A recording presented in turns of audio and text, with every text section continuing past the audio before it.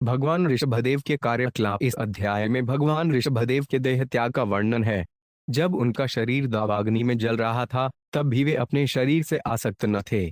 जब कर्म बीज को ज्ञान की अग्नि से जलाया जाता है, तो दिव्य गुण तथा योग शक्तियां स्वतः प्रकट होती हैं, किंतु तो भी इन योग शक्तियों का भक्ति योग पर कोई प्रभाव नहीं पड़ता। सामान्य योगी योग शक्तियों से मोहित हो जाता है और उसकी उन्नति रुक जाती है। अथ सिद्ध योगी इनको अच्छा नहीं समझता। मन अस्थिर, चंचल तथा अविश्वसनीय है, अत इसे सदैव नियंत्रण वश में रखना चाहिए। यहाँ तक कि सौड्रे जैसे सिद्ध योगी का मन इतना चंचल हो गया कि उसकी समस्त योग शक्तियां जाती रहीं। मन के चंचल होने से परम सिद्ध योगी भी च्युत हो सकता है। मन इतना चंचल है कि सिद्ध योगी को भी यह इंद्रियों द्वारा वशीभूत होने पर विवश कर देता है। फलत समस्त योगियों को उपदेश देने के लिए ही भगवान ऋषभदेव ने देह त्याग की क्रिया प्रदर्शित की। दक्षिण भारत में कर्नाटक, कुंक, वेंक तथा कुट्टक प्रदेशों का भ्रमण करते हुए वे कुटकाचल के निकट पहुंचे। अचानक वहां जंगल में आग लग गई, जिसमें वह जंगल और ऋषभदेव का शरीर जलकर राख बन गया। मुक्त जीव के रूप में ऋषभदेव की लीलाओं का पता कौंक, वेंक तथा कुटक के राजा को था। इस राजा का नाम अरहत था। बाद में वह माया के वशीभूत हो गया और इस स्थिति में जैनवाद का प्रवर्तक बना। ऋषभदेव ने ऐसे धर्म नियमों की स्थापना की जिनसे मनुष्य भौतिक बंधन से मुक्त हो सके। उन्होंने सब प्रकार के नास्तिक कार्यों का अंत कर दिया। इस तरह में भारतवर्ष नामक स्थान देश अत्यंत पवित्र है, क्योंकि जब जब परमेश्वर को अवतरित होने की इच्छा हुई, तब वे इसी भूमि में अवतरित हुए। ऋषभदेव ने उन सभी योग शक्तियों की उपेक्षा को जिनके पीछे तथाकथित योगी फिरते रहते हैं। भक्ति की भव्यता के कारण भक्तगण तथाकथित योग शक्ति में बिल्कुल रुचि नहीं रखते। योगेश्वर भगवान श्री कृष्ण अपने भक्त को ओर से सभी शक्तियों का प्रदर्शन करने वाले हैं। भक्ति योग शक्ति से कहीं अधिक मूल्यवान है। कभी कभी भक्त दिग्भ्रमित कर दिए जाते हैं और वे मुक्ति तथा योग शक्तियों की आकांक्षा करने लगते हैं। परमेश्वर इन भक्तों की समस्त इच्छाओं को पूरा करने वाले हैं। भक्ति तो उन्हीं को मिलती है जो मुक्ति तथा योग की कामना नहीं करते हैं। राजोवाच ननुमान भगव आत्मा रामाना योगस्मीरित ज्ञानावर्जित कर्म बीजावन रामायण पुनः क्लेशदानी भवितुमयन्ति यह चयोपगतानि।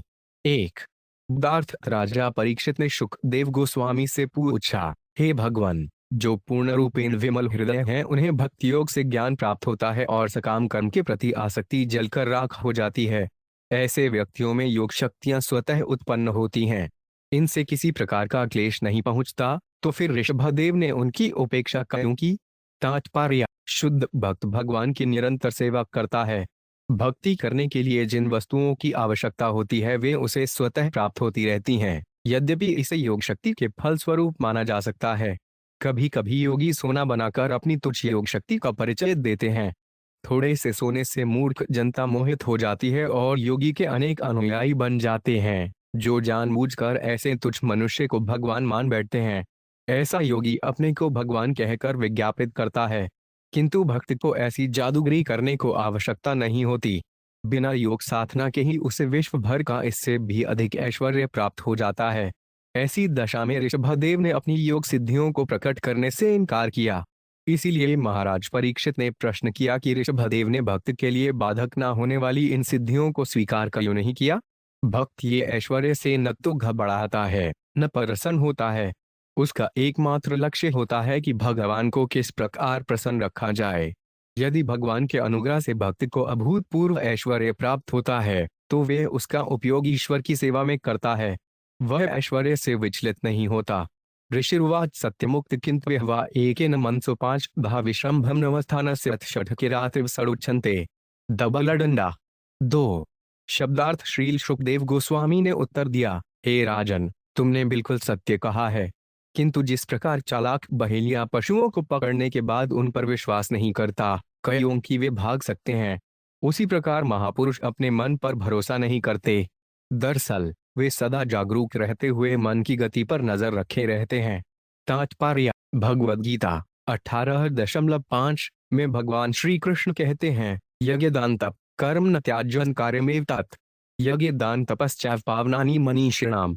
यज्ञ तप और दान रूपी कर्म का त्याग नहीं करना चाहिए, इन्हें डॉलर वश्य करना चाहिए। ये कर्तव्य हैं। वस्तुत यज्ञ दान और तप इत्यादि महात्माओं को भी शुद्ध करने वाले हैं। जो संसार से विरक्त होकर सन्यासी हो गए हैं, उन्हें हरे कृष्ण महामंत्र के कीर्तन का परित्याग नहीं करना चाहिए।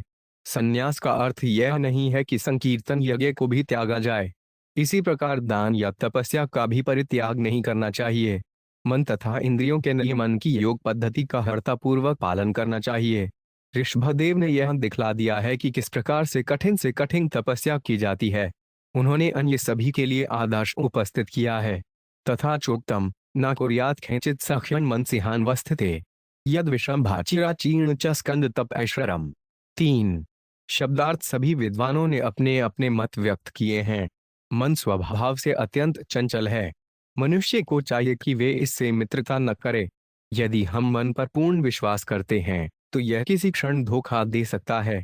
यहाँ तक कि शिव जी श्री कृष्ण के मोहिनी रूप को देखकर उत्तेजित हो उठे और सौड्री मुनि भी योग की सिद्धावस्था से च्युत हो गए। तात्पर्य, जो आत्म जीवन में आगे बढ़ना चाहता है उसका पहला कार्य होगा कि अपने मन तथा इंद्रियों पर संयम रखे।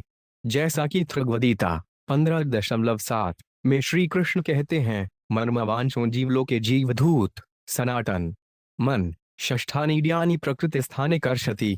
यद्यपि जीवात्माएं परमेश्वर के अंशरूप होने के कारण दिव्य स्थिति को प्राप्त हैं, किंतु इस जगत में वे अपने मन तथा इंद्रियों के कारण दुख उठा रही हैं। इन दुखों से उबरने के लिए आवश्यक है कि मन तथा इंद्रियों को वश में किया जाए और भौतिक स्थितियों से विरक्त हुआ जाए। मनुष्य को चाहिए कि तप करना न छोड़े। भगवान ऋषभदेव ने साक्षात प्रदर्शित किया कि किस प्रकार यह करना चाहिए। श्रीमद् भागवत 19 सितंबर 17 में इसका विशेष रूप से उल्लेख हुआ है। मात्रा स्वसरा दुहित्रा वाना विविक्तास्नो भवेत बलवनिधीय ग्रामो विदेन समाप्यकर्षीति। गृहस्थ, वानप्रस्थ, सन्यासी तथा ब्रह्मचारी को सत्री संगति से सावधान रहना चाहिए। यहाँ तक कि अपनी माँ, बहन या लड़की के साथ एकांत में बैठना वर्जित है।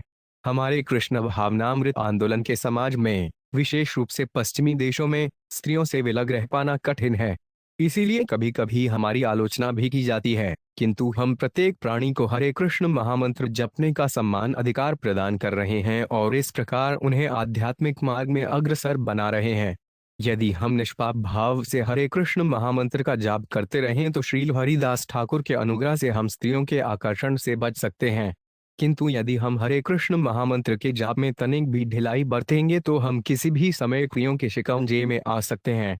नित्यम दद्दाति कामस्य चिच्छिद्वंतम नु ये डर है योगिन कृतमैत्र से पत्युजाइव पूछ चली। 4 शब्दार्थ विचारिणी स्त्री जार पुरुषों के बहकावे में आसानी से आकर कभी कभी अपने पति का उनसे बंध करवा देती है। यदि योगी अपने मन के ऊपर संयम नहीं रखता और उसे अवसर, छूट प्रदान करता है तो उसका मन एक प्रकार से काम, क्रोध तथा लोभ जैसे शत्रुओं को प्रश्रय देगा है, जो निश्चय ही योगी को मार डालेंगे। तात्पर्य, इस श्लोक में पंचली शब्द ऐसी स्त्री के लिए प्रयुक्त है जो पुरुषों के बहकावे में सुगमता से आ जाती है। ऐसी स्त्री का कभी विश्वास नहीं करना चाहिए। दुर्भाग्यवश इस युग में स्त्रियों को नियंत्रित नहीं किया जाता। शास्त्रों के निर्देशानुसार स्त्रियों को स्वतंत्र नहीं करना चाहिए। जब स्त्री कन्या रहती है तो पिता को चाहिए कि उस पर नियंत्रण रखे। जब वह युवती हो जाए तो उसके पति को और वृद्ध होने पर उसके सयाने पुत्रों को उस पर नियंत्रण रखना चाहिए। यदि उसे स्वतंत्रता दी जाती है और पुरुषों के साथ बेरोक टोक उठने बैठने दिया जाता है तो वह बिगड़, भ्रष्ट जाएगी। ऐसी भ्रष्ट, व्यभिचारिणी स्त्री जार पुरुषों के बहकावे में आकर अपने पति का भी वध कर सकती है। यहाँ पर यह उदाहरण इसलिए प्रस्तुत किया गया है जिससे सांसारिकता से मुक्त होने का इच्छुक योगी सदा ही अपने मन को संयमित रखे। श्रील भक्ति सिद्धांत सरस्वती ठाकुर कहा करते थे कि प्रातः काल उठते ही मन को 100 जूते लगाना चाहिए और सोने के पूर्व मन को झाड़ू से 100 बार पीटना चाहिए। इस प्रकार से मनुष्य का मन संयमित रहता है। असंयमित मन तथा व्यभिचारिणी स्त्री की दशा एक समान है। जिस प्रकार व्यभिचारिणी स्त्री किसी भी समय अपने पति का वध कर सकती है, उसी प्रकार असंयमित मन काम, क्रोध, लोभ, प्रमत्तता, ईर्ष्या तथा मोहवश योगी का वध कर देता है। जब योगी मन द्वारा संचालित होता है तो वे संसारी स्थिति को प्राप्त होता है। मनुष्य को चाहिए कि वह मन से उसी प्रकार सतर्क रहे जिस प्रकार व्यभिचारिणी पत्नी से पति को रहना चाहिए। कामो मयूर्मल्दोभ शोकमोह भयादय कर्म बंधशन्यनपूल स्वीकुर्यात् को 5 शब्दार्थ काम, क्रोध, मद, लोभ, पश्चाताप, मोह तथा भय का मूल कारण तो मन ही है। ये सारे मिलकर कर्म बंधन की रचना करते हैं। भला कौन बुद्धिमान मन पर विश्वास कर सकेगा? तात्पर्य, भौतिक बंधन का मूल कारण मन है। इसका पीछा करने वाले अनेक शत्रु हैं, यथा क्रोध, मद, लालच, शौक, मोह तथा भय। मन को वश में करने का सरल उपाय यह है कि उसे कृष्ण भावनामृत में संलग्न रखा जाए। सव्य मन कृष्ण पदारविंदयो। चूंकि मन का पीछा करने वाले तत्व भव बंधन लाने वाले हैं, अतः हमें मन पर कभी भी विश्वास नहीं करना चाहिए। अधैर्वंशी लोकपाल लामो पांचपी विलक्षण जड़वद्वधूत वेश भाषाचरितैर विलक्षित भगवत प्रभावो योगीन आसंपराय विधिमनु शिक्षयन स्वक्लेवन जिहासुरात्मयात्मान मसनव्याहित मनर्धांतर भावेनान वीक्षमाण उप्रतानुवृत्ति सुप्रराम। 6 शब्दार्थ, भगवान ऋषभदेव इस ब्रह्मांड के समस्त राजाओं में प्रमुख थे, किंतु अवधूत का भेष तथा उसकी भाषा स्वीकार करके वे इस प्रकार आचरण कर रहे थे मानो जड़ तथा बंध जीव हों। फलत कोई उनके ईश्वरीय ऐश्वर्य को नहीं देख सका। उन्होंने योगियों को देह त्यागने की विधि सिखाने के लिए ही ऐसा आचरण किया, तो भी वे वासुदेव कृष्ण के अंशरूप बने रहे। इस दशा में रहते हुए उन्होंने इस संसार में भगवान ऋषभदेव के रूप में की गई लीलाओं को त्याग दिया। यदि कोई ऋषभदेव के पद चिन्हों का अनुसरण करते हुए इस सूक्ष्म देह को त्याग सकता है, तो उसे पुनः भौतिक देह नहीं धारण करनी पड़ती। तात्पर्य, जैसा कि भागवत गीता 4.9 में भगवान श्री कृष्ण कहते हैं, जन्म कर्म च मे दिव्यमेव यो वेति तत्वत् त्यक्त्यादेह पुनर्जन्य नैति मामेति। सो अर्जुन, हे अर्जुन, मेरा आविर्भाव और कर्म दिव्य है। इस प्रकार जो मनुष्य जान लेता है, वह देह को त्याग कर संसार में फिर जन्म नहीं लेता, वरन मेरे सनातन धाम को प्राप्त होता है। यह तभी संभव है जब कोई परमेश्वर का शाश्वत दास बन जाए। मनुष्य को चाहिए कि वह अपनी तथा साथ ही साथ परमेश्वर दोनों की स्वाभाविक स्थिति को समझे। दोनों का एक ही आध्यात्मिक रूप है। इस संसार में परमेश्वर का शाश्वत दास बनकर ही पुनर्जन्म से बचा सकता है। यदि मनुष्य अपने को आध्यात्मिक रूप से ठीक रखे और अपने को परमेश्वर का शाश्वत दास मानता रहे, तो इस भौतिक शरीर का त्याग करते समय उसे सफलता मिलेगी। तस्य हवायवं मुक्तलिर से भगवत ऋषभस्य योग मायावासनया देहे मां जगतीम्भिमाना भासेन सड़क्रमाण कुड्रवे ड्रुकुट कांदक्षिण कर्णान का कांड देशान यद्यछभ्योपगत कुटकाच लोपवन आस्य कृताश्मकवल उन्मादीव मुक्तमूर्थ जो 5 संवीते विचार। 7 शब्दार्थ, वास्तव में भगवान ऋषभदेव के कोई भौतिक शरीर न था, किंतु योगमाया से वे अपने शरीर को भौतिक मान रहे थे। अतः सामान्य मनुष्य की भांति आचरण करके उन्होंने वैसी मानसिकता का त्याग किया। वे संसार भर में घूमने लगे। घूमते घूमते वे दक्षिण भारत के कर्नाटक प्रदेश में पहुंचे, जहां के रास्ते में कुंक, वेंक तथा कुट तक पड़े। इस दिशा में घूमने की उनकी कोई योजना न थी, किंतु कुटकाचल के निकट उन्होंने एक जंगल में प्रवेश किया। उन्होंने अपने मुंह में पत्थर के टुकड़े भर लिए और जंगल में नग्न तथा बाल बिखेरे पागल की भांति घूमने लगे। अत समीर वेग धूत वेणु विकर्षण जातो गृदावान लस्तद्वमालेलिहान सहतेन्द्रदा। 8 शब्दार्थ, जब वे भटक रहे थे तो प्रबल दावाग्नि लग गई। यह अग्नि वायु से झकझोरे गे बांसों की रगड़ से उत्पन्न हुई थी। इस अग्नि में कुटकाचल का पूरा जंगल तथा ऋषभदेव का शरीर भस्मसात हो गए। तात्पर्य, ऐसी दावाग्नि पशुओं के शरीरों को जला सकती है, किंतु भगवान ऋषभदेव नहीं जले। यद्यपि बाह्य रूप से ऐसा लगा कि वे जल गए। भगवान ऋषभदेव जगमंडल के समस्त जीवों की परम आत्मा हैं और उनकी आत्मा अग्नि में कदापि नहीं जल सकती। जैसा कि भगवद गीता में कहा गया है, अदमोय, आत्मा अग्नि में नहीं जलती। भगवान ऋषभदेव को उपस्थिति के कारण जंगल के सभी पशु इस भौतिक बंधन से मुक्त हो गए। यस्य किलानुश्रित मुपाकर्ण्य कुडवेद कुटकाना राजायनामोपशिक्ष्य कलाप धर्म उत्कृष्यमाणे भवितवेन विमोहितः स्वधर्म पथ मकुतोभिमपहाय कुप्थपा खंडम समझ संनिजमनी श्यामंदः संप्रवर्तयिष्यते। 9 शब्दार्थ, सुखदेव गोस्वामी ने महाराज परीक्षित को आगे बताया कि हे राजन, कौंक, वेंक तथा कुटक के राजा ने, जिसका नाम अरहत था, ऋषभदेव के कार्यकलापों के विषय में सुना और उसने ऋषभदेव के नियमों का अनुकरण करते हुए एक नवीन धर्म पद्धति चला दी। पापमय कर्मों के इस युग कलियुग का लाभ उठाकर मोहवश राजा अरहत ने बड़ा आधारहित वैदिक नियमों को छोड़ दिया और वेद विरुद्ध एक नवीन धर्म पद्धति गढ़ी। यही जैन धर्म का शुभारंभ था। अन्य अनेक तथाकथित धर्मों ने इस नास्तिकवाद को ग्रहण किया। तात्पर्य, जब इस लोक में श्री कृष्ण विद्यमान थे तो पौंडुक नामक एक व्यक्ति ने नारायण के चतुर्भुज रूप का अनुकरण करते हुए अपने आप को भगवान घोषित कर दिया। वह श्री कृष्ण की बराबरी करना चाहता था। इसी प्रकार ऋषभदेव के काल में कुंक तथा वेंक के राजा ने परमहंस का आचरण करते हुए भगवान ऋषभदेव का अनुकरण किया। उसने एक धर्म चलाया और इस कलयुग में जनता को अधोगति का लाभ उठाया। वैदिक साहित्य में कथित है कि इस कलयुग में लोग किसी को भी परमेश्वर मानकर वेद विरुद्ध किसी भी धर्म पद्धति को स्वीकार करेंगे। इस युग के व्यक्तियों को मनंदा सुसंदमतः कहा गया है। समायत उनकी कोई आध्यात्मिक संस्कृति नहीं होती और वे अत्यंत अथम होते हैं। इसी कारण से वे कोई भी धर्म स्वीकार करेंगे। दुर्भाग्यवश वे वैदिक नियमों को विस्मृत करते हैं। इस युग में अवैदिक नियमों का पालन करते हुए वे अपने को परमेश्वर समझते हैं और निरीश्वरवादी संप्रदाय को विश्व भर में फैलाते हैं।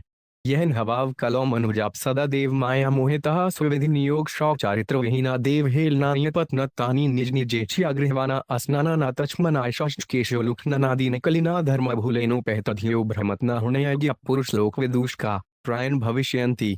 10 शब्दार्थ अधम तथा परमेश्वर की माया से मोहित व्यक्ति मूल वर्णाश्रम धर्म तथा उसके नियमों का परित्याग कर देंगे। वे नित्य 3 बार स्नान करना और ईश्वर की आराधना करना छोड़ देंगे। वे शौच तथा परमेश्वर को त्याग कर अटपटे नियमों को ग्रहण करेंगे। नियमित स्नान न करने अथवा अपना मुख न धोने से वे सदा गंदे रहेंगे और अपने केश नचवाएंगे। ढोंग धर्म का अनुसरण करते हुए वे फूलेंगे फलेंगे। इस कलनिकाल में लोग अधार्मिक पद्धतियों की ओर अधिक उन्मुख होंगे। फलस्वरूप वे वेदों के अनुयायी ब्राह्मणों, भगवान तथा अनेक भक्तों का उपहास करेंगे। तात्पर्य आजकल पाश्चात्य देशों के हित इस वर्णन के अनुरूप हैं। वे गैर जिम्मेदार तथा असंयमी होते हैं। वे स्नान नहीं करते और वैदिक ज्ञान का मजाक उड़ाते हैं। वे नवीन जीवन शैलियों एवं धर्मों को गढ़ते रहते हैं। इस समय हिप्पियों के डॉलर नेक समूह हैं, किंतु इनका मूल स्रोत राजा अरहत था जिसने परमहंस अवस्था को प्राप्त भगवान ऋषभदेव के कार्यकलापों का अनुकरण किया। अहत को इस बात का ध्यान नहीं हुआ कि यद्यपि ऋषभदेव पागल जैसा आचरण कर रहे थे, किंतु उनके मल तथा पुरीश सुगंधित थे जिससे मीलों दूर के प्रांत सुवासित रहते थे। राजा अरहत के अनुयायी जन कहलाए और बाद में अनेक लोगों ने उनका अनुसरण किया। विशेष रूप से हिप्पी उल्लेखनीय है जो मायावाद दर्शन की शाखा से संबद्ध हैं, क्योंकि वे अपने को भगवान मानते हैं। ऐसे लोग वैदिक नियमों के असली अनुयायी आदर्श ब्राह्मणों का आदर नहीं करते और न उनमें पूर्ण पुरुषोत्तम भगवान अर्थात परब्रह्म के प्रति आदर भाव रहता है। इस कलयुग के प्रभाव से वे तरह तरह के झूठे धर्म गढ़ते रहते हैं। ते चह्वार्वाक्तया निजलोक्यात्रयान्ध परंपरा श्रस्तास्तमस्यन्धे स्वयमेव प्रत्यक्षयन्ति। 11 शब्दार्थ अधम लोग अपने अज्ञानवश वैदिक नियमों से हटकर चलने वाली धार्मिक प्रणाली का सूत्रपात करते हैं। वे अपने मानसिक ढोंगों के कारण स्वयं ही घोर अंधकार में गिरते हैं। तात्पर्य इस प्रसंग में भगवद्गीता के 16वें अध्याय को देखना चाहिए जहां असुरों के पतन का वर्णन है। 16.16 तथा 16.23 अयुपमृवतारोरसोपप्लुत एवल्योप शिक्षणार्थ। 12 शब्दार्थ इस कलयुग में लोग रजो तथा तमोगुणों से भरे हुए हैं। भगवान ऋषभदेव ने इन लोगों को माया के चंगुल से छुड़ाने के लिए ही अवतार लिया था। तात्पर्य कलयुग के लक्षणों की भविष्यवाणी श्रीमद् भागवत में 12वें स्कंध में 3 अध्याय के अंतर्गत की गई है। लावण्य अंकेश धारण यह भविष्यवाणी की गई है कि पतित जीव कैसा आचरण करेगा। वे लंबे बाल रखकर अपने को अति सुंदर मानेंगे या फिर जैनियों की भांति केशों को नोचवाएंगे। वे गंदे रहेंगे और अपना मुंह नहीं धोएंगे। जैनी भगवान ऋषभदेव को अपना प्रवर्तक मानते हैं। यदि ऐसे लोग वास्तव में उनके अनुयायी हैं तो उन्हें उनकी शिक्षाओं का दृढ़ता से पालन करना चाहिए। इसी स्कंद के 5वें अध्याय में ऋषभदेव ने अपने 100 पुत्रों को माया के चंगुल से बचने का उपदेश दिया है। यदि सचमुच कोई उनके उपदेशों का पालन करे तो वह माया के चंगुल से छूटकर परम धाम पहुंच सकता है। यदि कोई 5वें अध्याय में दिए गए ऋषभदेव के उपदेशों का पालन करे तो वह निश्चय ही मुक्त हो सकता है। ऋषभदेव ने विशेष रूप से इन पतित आत्माओं को मोक्ष दिलाने के लिए ही अवतार लिया था। तस्यानुगुणाय ये लोकान् गायन्ति अहो भुवः सप्तसमुद्रवत्या द्वीपेषु वर्षेष्वश्च पुण्यमेतत् गायन्ति यत्र त्यजना मुरारे कर्माणि भगान्यवतारवन्ति। 13 शब्दार्थ विद्वान जन भगवान ऋषभदेव के दिव्य गुणों का जाप इस प्रकार करते हैं। ओह इस पृथ्वी लोक में 7 समुद्र तथा अनेक द्वीप और वर्ष हैं जिनमें से भारतवर्ष सबसे अधिक पवित्र है। भारतवर्ष के लोग भगवान के कार्यकलापों का ऋषभदेव तथा अन्य अनेक अवतारों के रूप में गुणगान करने के अभ्यस्त हैं। ये सारे कार्य मानवता के कल्याण हेतु अत्यंत शुभ हैं। तात्पर्य: श्री चैतन्य महाप्रभु ने कहा है, भारत भूमि तेहल मनुष्य जन्म यार, जन्म सार्थक कोरे कर पर उपकार। जैसा कि इस श्लोक में कहा गया है, भारतवर्ष अत्यंत पवित्र भूमि है। वेदों के अनुयायी भगवान के विभिन्न अवतारों द्वारा उनसे परिचित हैं और वे वैदिक साहित्य के आदेशों का पालन करते हुए ईश्वर की महिमा का गान करते रहते हैं। मानव जीवन को कीर्ति, महिमा का अनुभव हो जाने पर ऐसे पुरुषों को विश्व भर में मानव जीवन के महत्व का उपदेश देना चाहिए। यही चैतन्य महाप्रभु का संदेश है। अधिक पुण्य शब्द यह सूचित करता है कि संसार में और भी पवित्र प्राणी हैं, किंतु भारतवर्ष के लोग अधिक पवित्र हैं। फलत वे मानव जाति के हितार्थ कृष्ण भावनामृत को सारे विश्व में फैलाने के लिए उपयुक्त हैं। श्रील मध्वाचार्य ने भी भारत भूमि को महत्ता प्रदान की है। विशेषात भारते पुण्यम।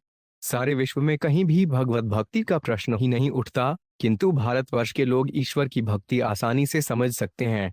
अतः भारतवर्ष का प्रत्येक वासी भगवत भक्ति द्वारा अपने जीवन को पूर्ण बना सकता है और विश्व भर के प्रत्येक प्राणी के लाभार्थ इस भक्ति संप्रदाय का प्रचार कर सकता है। अहो निवंशो यश सावदातः प्रयत्न तो यत्र पुमान पुराण कृतावतार्य पुरुष साद यशवचार धर्म यद कर्म हेतुम। 14 शब्दार्थ हो।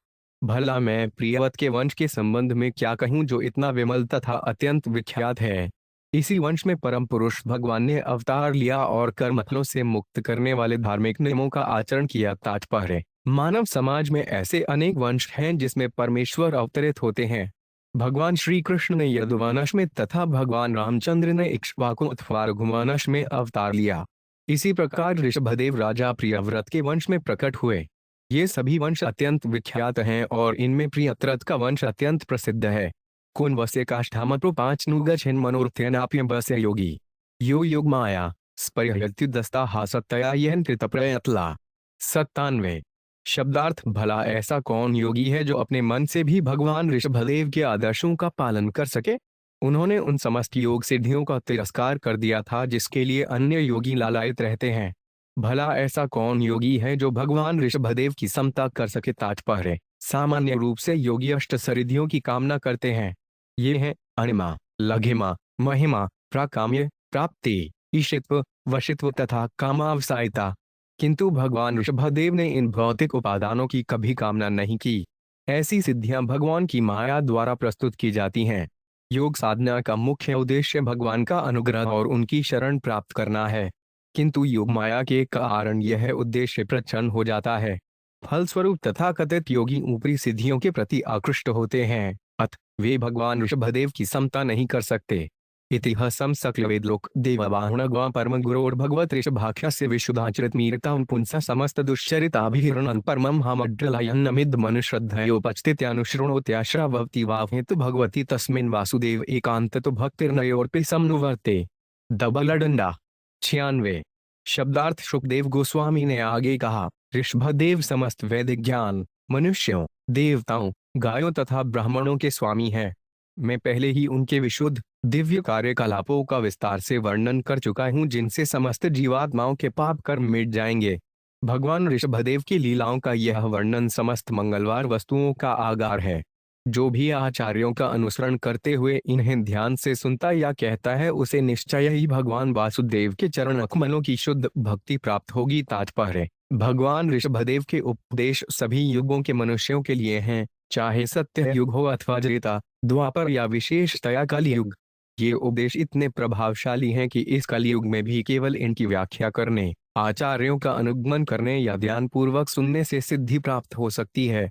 जो ऐसा करता है उसे भगवान वासुदेव की शुद्ध भक्ति का पद प्राप्त हो सकता है।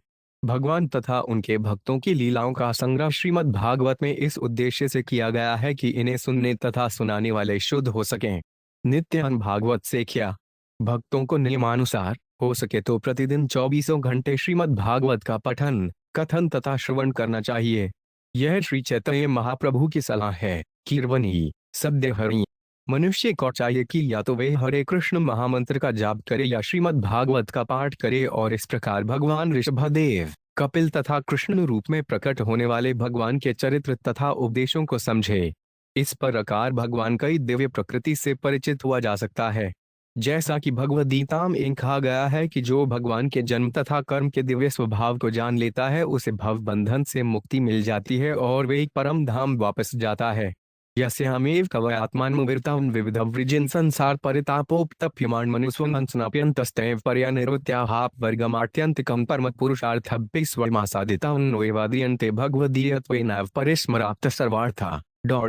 डबल अडंडा 17। शब्दार्थ भक्त जनवरी भौतिक संसार के विभिन्न संकटों से मुक्त होने के लिए निरंतर भक्ति सरिता में स्नान करते रहते हैं। इससे उन्हें परम आनंद प्राप्त होता है और साक्षात मुक्ति उनकी सेवा करने आती है। तो भी वे उस सेवा को स्वीकार नहीं करते, भले ही भगवान स्वयं क्यों न सेवा के लिए तत्पर हों।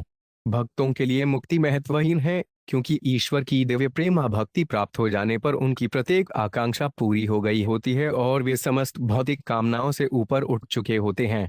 तात्पर्य: इस संसार के संकटों से मुक्ति चाहने वाले के लिए ईश्वर की भक्ति प्राप्त होना सबसे बड़ी उपलब्धि होती है।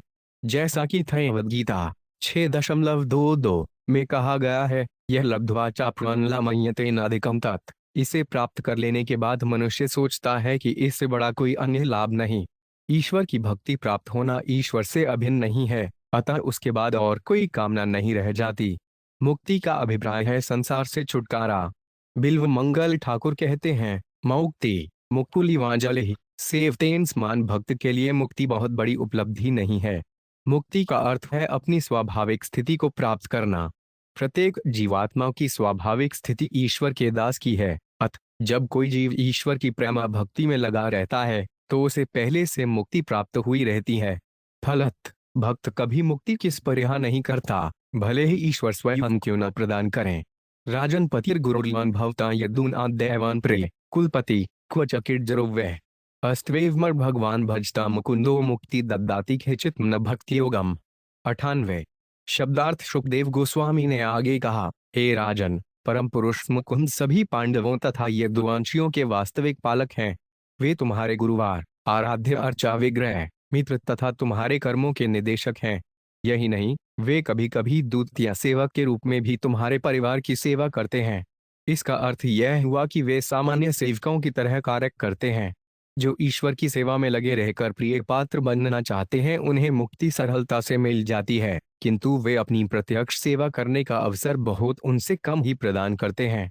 तात्पर्य: महाराज परीक्षित को उपदेश देते हुए सुखदेव गोस्वामी ने राजा को प्रोत्साहित करना उचित समझा, क्योंकि हो सकता है वे अपने मन में विविध राजवंशों की यशस्वी स्तर के संबंध में सोच रहे हों।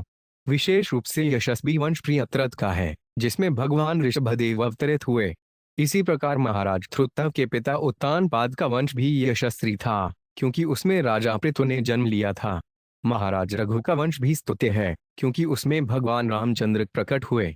जहां तक कुरु तथा यदुवंशों का प्रश्न है, ये एक ही समय में विद्यमान थे, किंतु इन दोनों में यदुवंश अधिक यशस्वी था, क्योंकि इसमें भगवान श्री कृष्ण प्रकट हुए।